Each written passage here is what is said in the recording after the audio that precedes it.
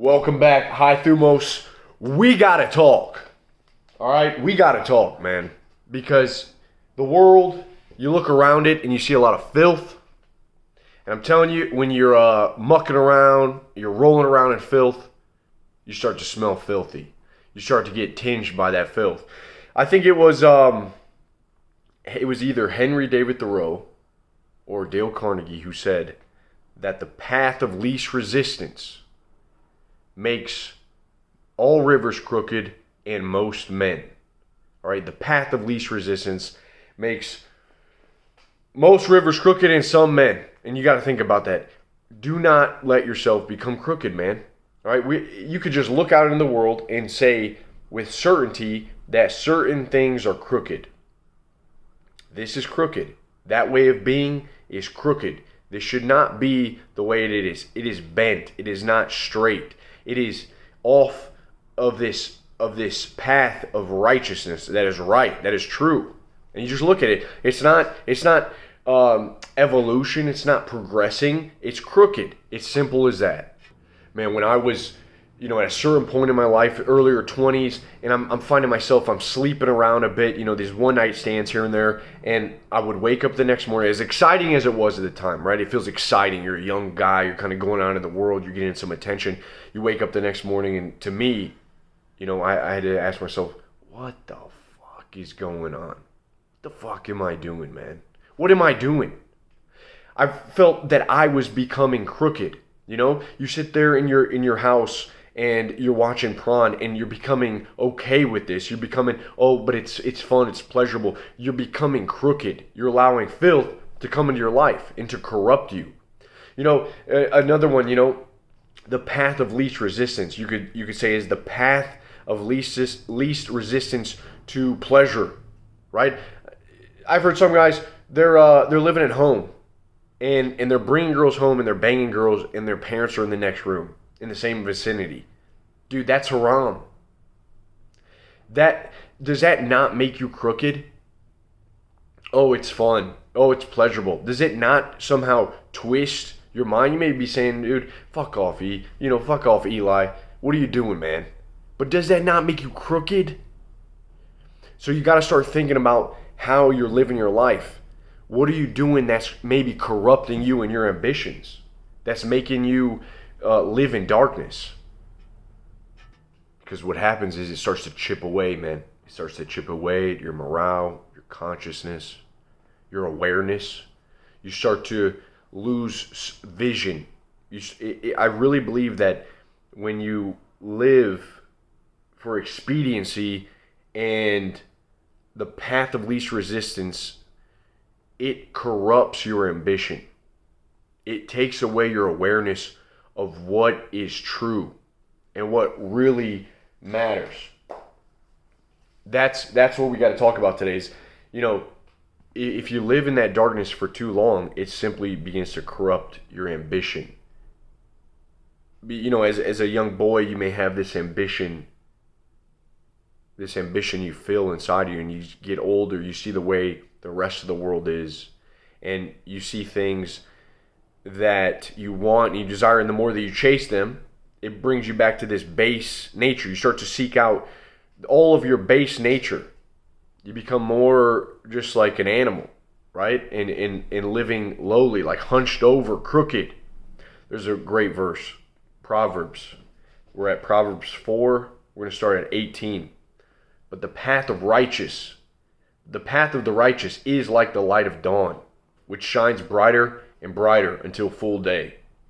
The way of the wicked is like a deep darkness. They do not know over what they stumble.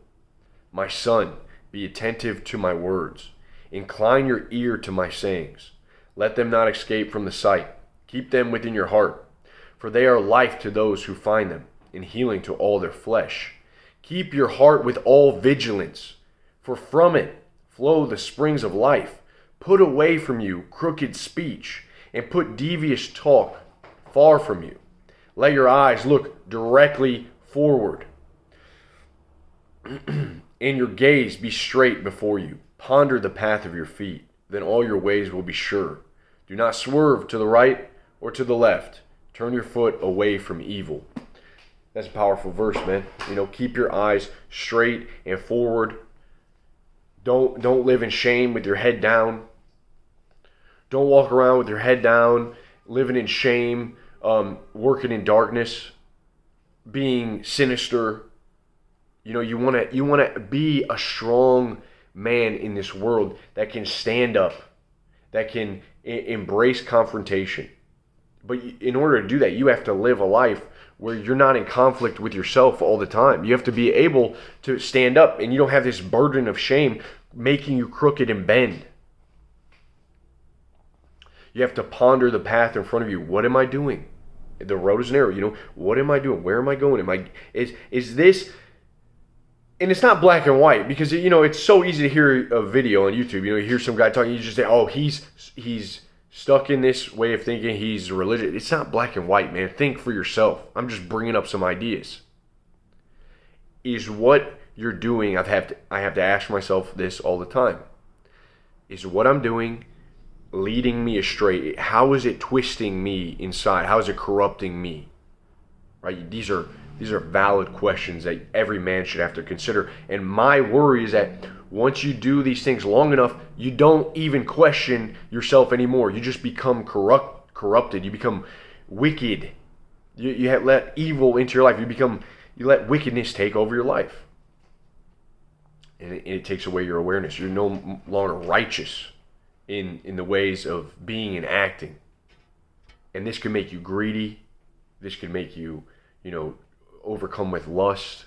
It's very selfish, crooked, seeking out the wrong things, caring about the wrong things, living a life that is not really fulfilling, but just kind of getting by, filling it with pleasures here and there just to cope with your existence that is kind of meaningless. So you got to be careful with where you're going. Ponder the path that you're on. And again, it's not black and white. Man, I'm crude in my speech. Sometimes I joke. Sometimes I make crude jokes or remarks. And I see that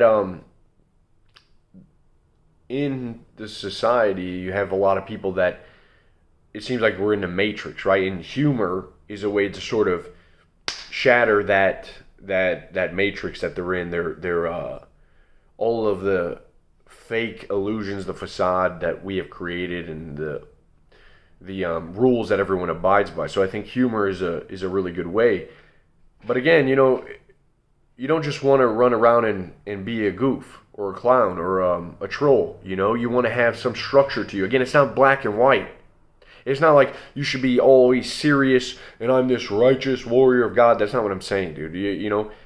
But you need to have a balance in your being, in a wholeness, a centeredness for yourself.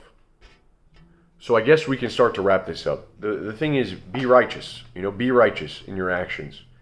If you're doing something that is making you feel guilt and shame, don't just close your ears off to that. Listen to it. Ponder the path that you're on. Is this good, or is it going to corrupt me? Is it going to have consequences, dire consequences for the future? And how is it how is it bending me as a man?